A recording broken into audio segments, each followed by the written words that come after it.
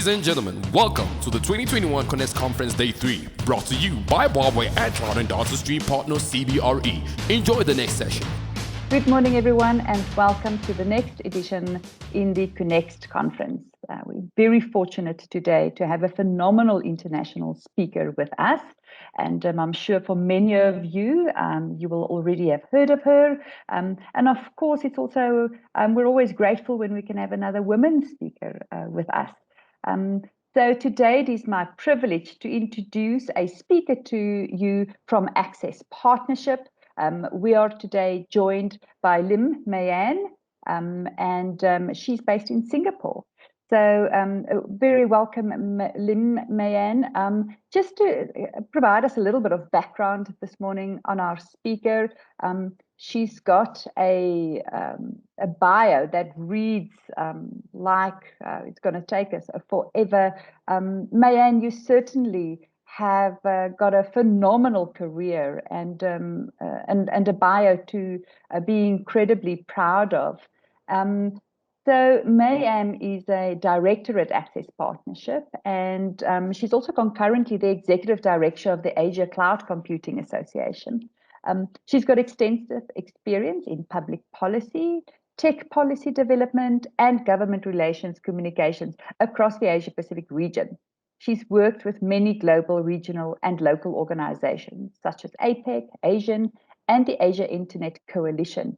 And she's very strong on developing thought leadership and government outreach and stakeholder engagement efforts. Mayan also sits on the World Economic Forum, Digital Asian e-payments task force, and she oversees all digital finance payments work at Access Partnership. Mayan is also a member of the Internet Society Singapore chapter and a co-convener of the Young Leaders Program in Singapore. She's got a master's in business communication from Nanyang Technological University. Welcome, Mayan. We're really excited to listen to you this morning. You may know that earlier this year, the South African government published the draft data and cloud policy. So a very pertinent topic that you're going to be touching on this morning. You're going to be talking to us about cloud regulation in Africa. You're asking the question, how ready are African regulators? Welcome, Mayan. We are very excited to have you, and thank you for your time. Good morning, everybody. Bonjour. My name is Mayan, as Juanita has mentioned, and I am the Executive Director of the Asia Cloud Computing Association based out of Singapore. They work us really hard in Singapore and elsewhere in Asia, I think. So I double hat. I'm also a director at Access Partnership. And indeed, I am going to be here to ask the question. I don't know whether I'll answer it, but I'm here to ask the question. How ready are African regulators for cloud computing and cloud regulation? So here's where the interactivity of this wonderful program is going to. We have comments, we have email, we have tweets, and you have all mechanisms by which to communicate with us. So I'd really like to be talking with all of you. I'm going to be presenting a couple of things from what I'm seeing as an industry observer, and also from the ASEAN, Asia Pacific side of things, and share with you a little bit about where we're thinking, how we're thinking, what the developments are. And I'm going to ask you, tell me, from your country, from your region, from where you're sitting, whether or not you're from the business side, whether you're from the government side, whether you're from civil society side, or whether you're just from the I'm a busybody and I'm just looking at cloud because it looks like an interesting thing. What do you think, after I present, how ready do you think African regulators are to use the cloud? It's a very interesting question, because I think that a lot of us are looking at how cloud regulations are developing. And it's not just cloud regulations, by the way. It's actually data governance, data management, data architectures. Basically, you put anything in front of it and it says like data. Data. The word data is like what happened in the 1990s and early 2000s, where everything was basically everything. You put an E in front of anything, you'd get money for it, right? Because of the venture capitalism, e-commerce, e-payments, everything's still but it's a little bit of a different E right now because of the maturity. But here we are, we're going to be talking about cloud regulation, and let me share my screen and let me show you what we're thinking about when it comes to connecting Africa to the cloud. Those are my details if you'd like to get in touch with me. And I won't be exiting the preparation screen for those of you who are more used to seeing the whole entire screen come up, because I might be jumping around. If you've got questions, I would be also very happy to be jumping around to explain some things to you. But here we have the behind the scenes discussion, because as you can see, I've got 37 slides and I'd like you to see where we are in the progression of the slides. All right. So we're asking cloud regulation in Africa, how ready are African regulators? And here's a little sneak peek for you. A couple of years, 1 year ago, it feels like a year. It feels like a pretty long time ago. I developed the Africa Cloud Readiness Index to help us see and assess a little bit how cloud is developing in the various African economies. And I'm going to click over to slide number 8 to show you a sneak preview of this is what it looks like. But I'll cover it a little bit later, because we want to ask the questions, what exactly are we talking about when we're talking about cloud regulations, and why exactly do we want to be talking about it in the first instance? Now, this is a beautiful cloud-based innovations, emerging technologies roadmap that's been developed by Gartner and CEB. Now, this is actually really interesting because it actually shows you a little bit of a map. So on the left side, you can see the chunk of the pie. It's network. The chunk of this pie here is hosting technologies. You've got storage technologies at the bottom chunk. On the right side, you've got employee computing and mobility applications. And on the right side, you've got security. And across the direction of the pie, as you go outwards towards the pie, you've got different types of deployments here. You've got the central one, which is in deployment already in the center of the pie. Then you've got pilot programs. So you can see quite a lot of things, quite a lot of technologies are being piloted. That means they've been tried. They're not fully tested yet, but they're definitely proof of concept stage. And then you've got the second outer layer, which is in planning. That means it's coming soon. And on the outwardmost perimeter, you have monitoring. So you've got lots of emerging technologies which are monitoring. And with this particular map, you can see, let's look at security, because I know that a lot of people are pretty interested in security. You can see that in security, in deployment, we've got lots of attacker, malware, research tools and services which are already in deployment. But in pilot, you've got things like sandbox-based malware analysis. So not just tracking, but analysis.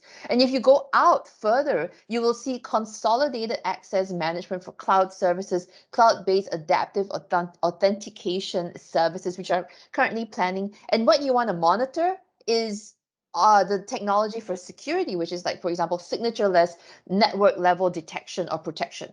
Now, for those of you who are thinking, oh, wow, I'm actually just a lawyer and I thought this would be really around regulations, and why is she talking so much about the actual hardcore technology?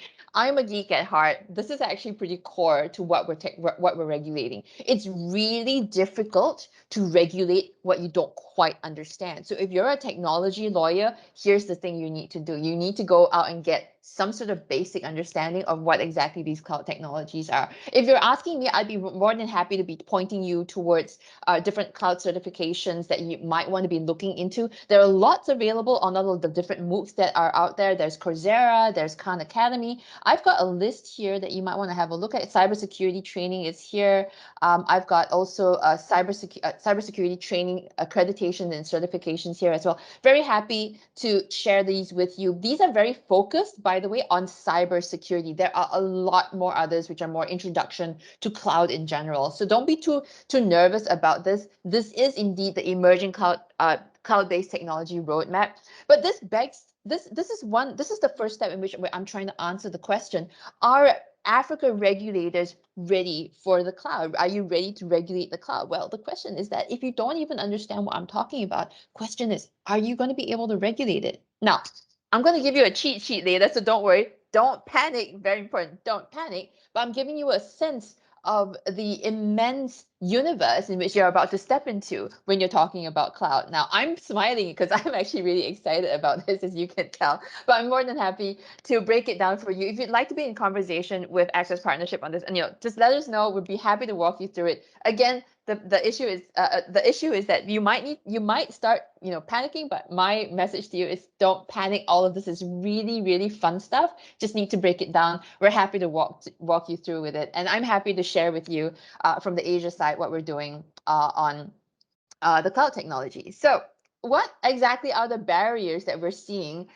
with regard to ensuring that we secure cloud technologies, secure the use of cloud regulations, and give good guidance to build the cloud economy for the future? Well, there is obviously an unpredictable economy right now. We're constantly in a state of flux. So not only do you have to deal with all of this stuff which is happening in the emerging cloud technology, but we're actually having to deal with the world itself in a state of flux. I mean, we've got lots of new technologies in there: big data, data lakes, machine learning, artificial intelligence, all of the buzzwords that you hear: Industry 4.0, Industrial Revolution 4.0, Internet of Things, 5G, 4G, 6G, a lot of stuff. And yet with the COVID-19 economy, as you can see from my slide, everybody is just basically doing the same thing. We're sitting in front of the computers and like doing exactly what you're doing right now, which is looking at the screen and taking in new things. But that's the new COVID-19 economy. So interesting, a lot of things change, a lot of things still stay the same, some things still stay static,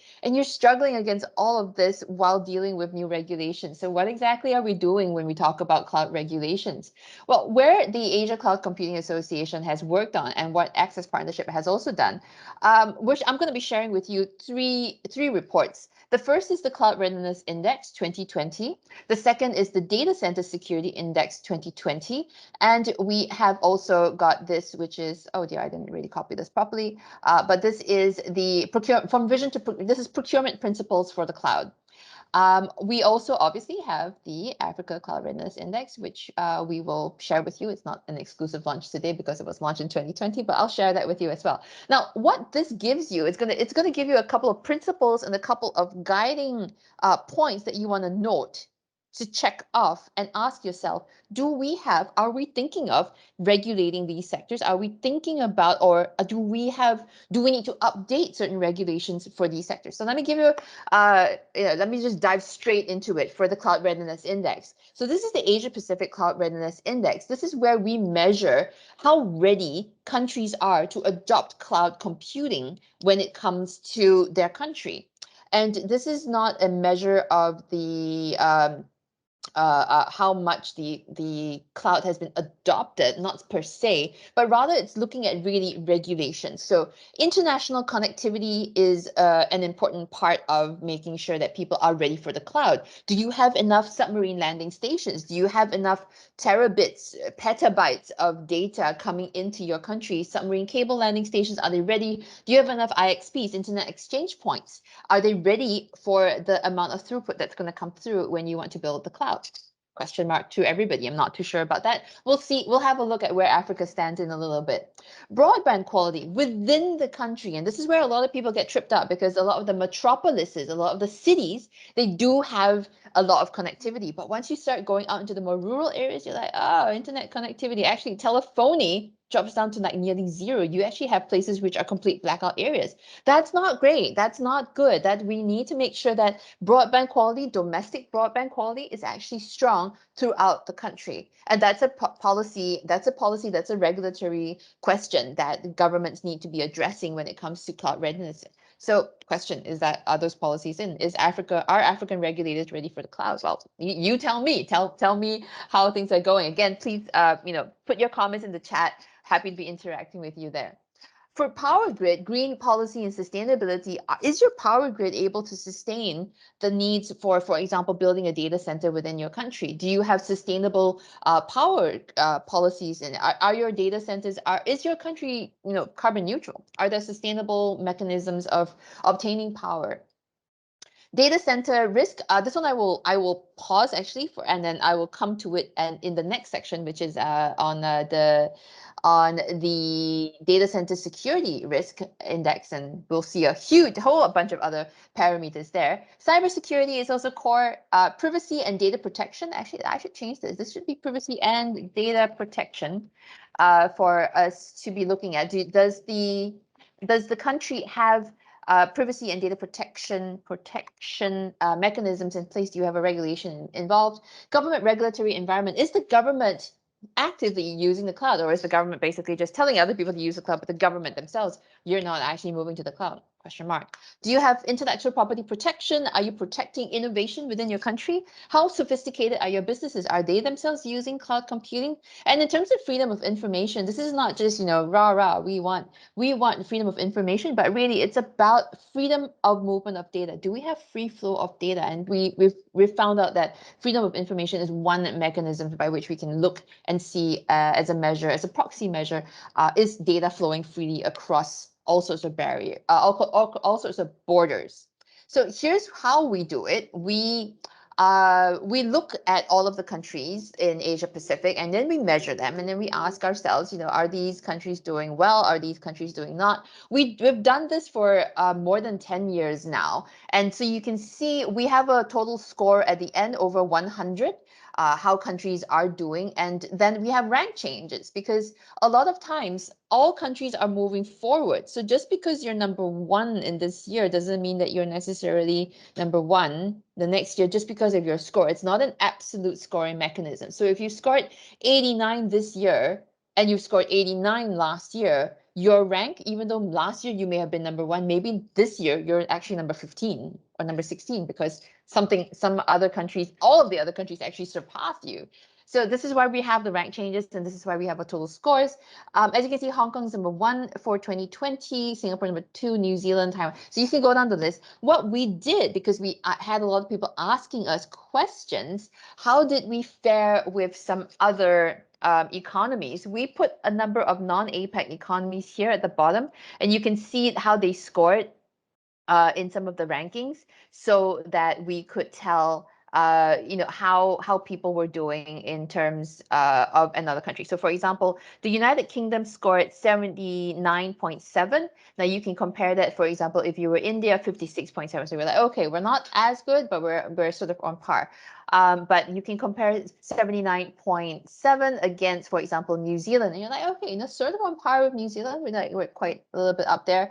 But Hong Kong and Singapore still are far above where I think the UK is and even the US is. So we ask the question, we do some analysis, you should be growing. We tell all of the Asian economies, you should be growing. Here's our diagnosis of what regulations might be slowing you down. You might want to think about making sure that, for example, you develop a privacy regulation. So let's have a look. China, they've just released their privacy regulations, so this score is probably going to go up. But Vietnam's drafting their data protection regulations. So their regulations, their scoring in this particular column might actually go up. And you can see that most people are quite high because a lot of times they're actually pretty good data protection mechanisms which are in place. But in some instances, you can actually see green policy, how people are doing, and business sophistication, how people are doing. So it's a diagnostic tool. So this is the Cloud Readiness Index. The other index that we have is the Access Partnership and TRPC Data Center Security Index 2020. Now, this is an index which I won't go through. It functions the same way as the Cloud Readiness Index. Essentially, we measured across 6 macro indicators how we felt data centers could be more secure. So we assessed it with a risk management perspective. So we've infrastructure risk, energy risk, natural risk, business risk, political risk, and legal risk. And you can see from this particular table here that we've got different aspects of infrastructure risk that we put in, different aspects of energy risk, natural risk, business risk, etc., etc. All of them are there, and then we score them the same way. There's an overall score mark, and that's where we can see how secure, how strong, how robust data center security is when it comes to the different economies in Asia Pacific. Now, we focused, I think, on Asian countries for this particular index, but it's infinitely expandable to others as well. So if you're interested in developing it, we're more than happy to look at if you'd like to be commissioning it, for example. So very happy, as you can see, my little data center security index 2020 is asking you, do you want to know how you can secure your data centers, your free risk assessment methodology? And please use me if you'd like us to email you. If you're too lazy to look for it online, we can email it to you. Please just drop your email to us in the comments and we'll email it out to you. It's completely free. It's on SlideShare. It's on our TRPC website. So feel free to be downloading it. And The other thing that I wanted to cover very quickly before I go, actually, no, you know what? I'm just going to go straight into the Africa Cloud Readiness Index. This is the Africa Cloud Readiness Index. Ta-da! You can see how we have looked at a number of African nations. Not all of them, I think, are here. I think we just took a bit of a sample, but we put in some numbers just for for comparison's sake. And we looked at everybody's international connectivity, normal broadband. We normalized it over 100.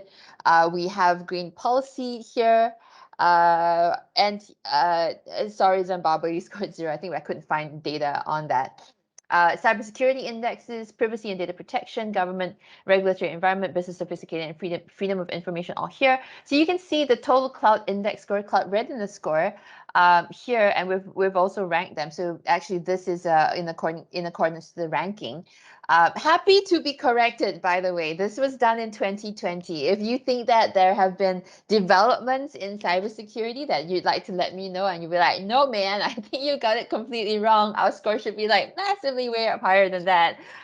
Please feel free to write to me and share with me what you think the developments are. I think that we want to make sure that we can get everybody up to speed on the latest developments within Africa. And I'm more than happy to be corrected. But again, this is just a snapshot, okay? Like snapshots, like if you take a snapshot of me and compare it with how I was 20 years ago, you're going to see that it's 20 years and 20 kilograms away. So this is a snapshot in time for 2020. Things change, things get better. So if I've gotten any of this wrong, remember this is just an indicator of where Africa stands in. And in this particular slide, what I've done is also I've compared it. I've put some comparative economies there. So we've got Japan, Thailand, Indonesia, Bangladesh, and Vietnam here, just to give you a quick sense of where you stand with another economy. It's not benchmarking; it's just comparison for comparison's sake. This is nothing more than a visual of where people stand, so that you can actually tell where people are with the Cloud Readiness Index. So we do have it visualized in this particular way. So before I go to this cheat sheet, I want to share with you this particular, and let me make this, I apologize, this actually should happen all black color. This is principles for adopting cloud computing in the public sector. And this is where a lot of questions came in, the same way that we're asking the question, is Africa ready for the cloud? We have some questions coming in from the public sector asking, is my data safe on cloud? Does cloud protect privacy? Can I trust the cloud not to lose my data? How can I assess and protect my interests on the cloud? How can I demonstrate transparency on the cloud? How can I help my organization meet its mission and performance indicators? And how can help cloud help my sustainability obligations? We've got different principles, as you can see from the left side. We've got all of these principles of inclusion, protection, resilience, etc. All of the stuff that we can help answer the questions. And again, this is all available for free on our website. It's on SlideShare, slideshare.net /ACCA Cloud, and you can have a look at all of our information. All of our reports are there. I won't go through all of this because I think that it'll take me way past the amount of time that I have. But I just wanted to share and flick through really quickly how we deal with this. So for example, is my government data safe on the cloud? We try to answer this by giving you the answer definitively, yes. Information management systems security is really fundamental to achieving the safety of cloud in the data sector. We tell you why cloud computing tends to be more secure. And then we talk a little bit about what the policymakers should do and procuring agencies should do. And we go through things like data classification and how you should be taking a risk-based management approach, how you shouldn't be talking about government data staying within the country. We go through myths and reality. So you can see I run through all of this. I'm not going to be running through all of this. But if you'd like me to make a separate presentation, very happy to be talking to you in a separate session. Again, ping me if you want to. But all of these are pretty much available in the report that we have available to you. But let me spend my last couple of minutes just sharing with you. This is the cheat sheet, the data governance management, data regulation cheat sheet. So we're asking the question, again, and let me go to the first slide that we have. We're asking the question, cloud regulation in Africa, how ready are African regulators? I made this into a checkmark list, right? We're going to ask you, do you have sufficient international connectivity? I've covered that, so I won't go through that. Sustainability, do you have green power grid stability? Do you have power grid sustainability? Do you have data center risk management index indicators, which you can refer to the data center security risk index indicators? Cybersecurity, that's massive. That's always really, really big. Are you ready for cybersecurity? Do you have cybersecurity standards in place? Are you taking a risk-based approach towards cybersecurity? Do you have a baseline plus approach? I'll cover that in a little bit. I'll come back to this a little bit. Do you have a data protection law? Is the government leading on government uptake of cloud computing? For example, do you have a cloud first policy or cloud by default policy in place? Is your public sector procurement cloud enabled? A lot of times the cloud procurement is problematic because cloud, you buy it like it's a utility, you buy it like electricity. It's never, oh, we're going to buy, a block of 100 kilowatts and that's it. That's for the year. After 100 kilowatts, that's it. No more governments. No, the government is going to run out of electricity because that's the budget that we have and that's how we procure. Now, cloud is actually procured like electricity. In a lot of times we've noticed, and that's the reason for the green report, that public sector procurement policies actually need to get updated. Is that updated? We're not sure. You let me know. Data classification strategy, very related to cybersecurity. You want to protect different kinds of data. Have you classified your information? Innovation and enablement, have you enabled that? Have you enabled free flow of data? So question marks all around. Are Africa regulators ready for the cloud? Do you have all of these policies in place? Now, my gut feel is that you do have some policies in place. Some countries are going to be more advanced than others in developing some of these policies.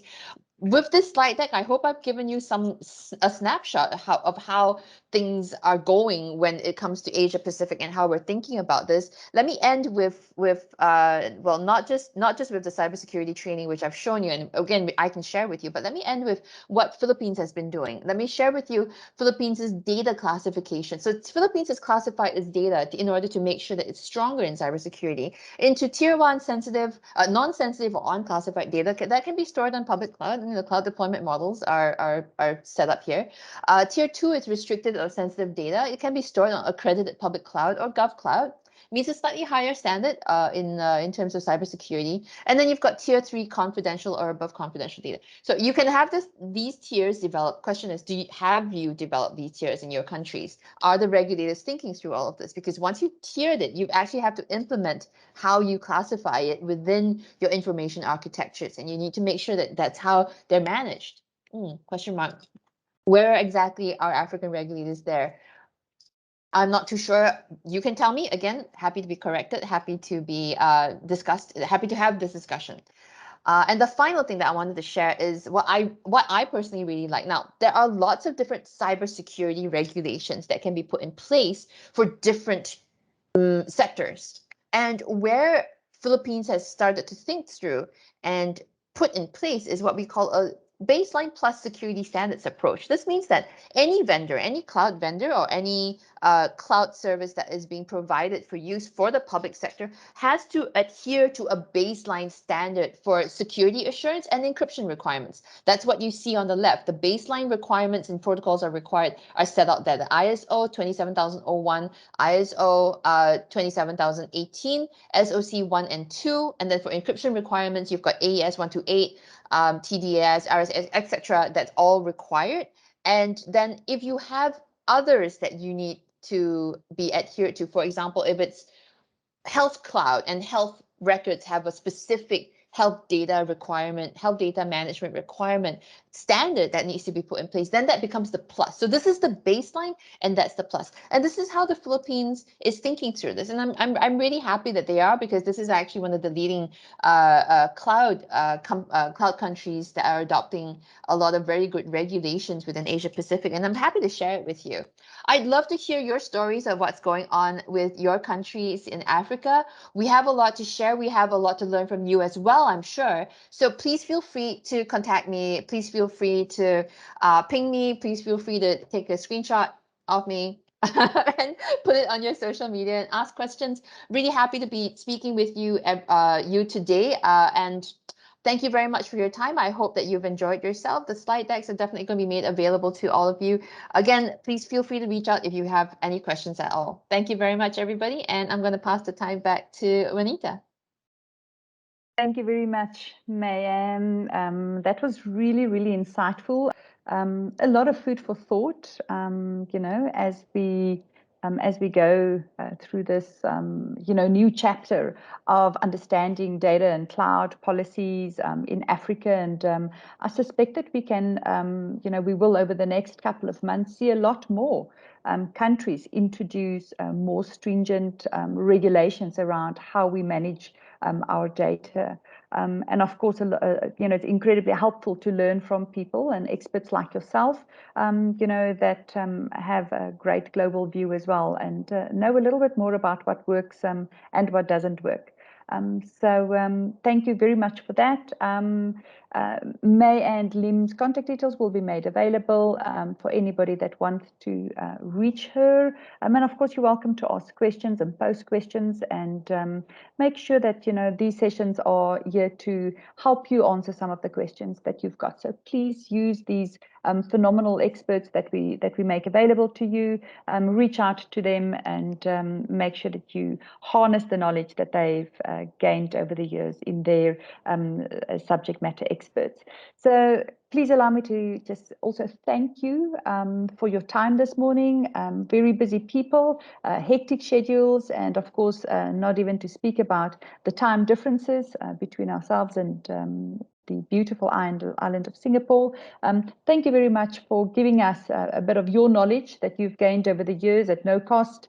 It's always helpful, and have a wonderful day further, May Ann, and thank you so much for joining us. Ladies and gentlemen, we trust you enjoyed the session. Thank you to all our sponsors and partners for helping us bring this event to you. Please click on the next link to join the following session.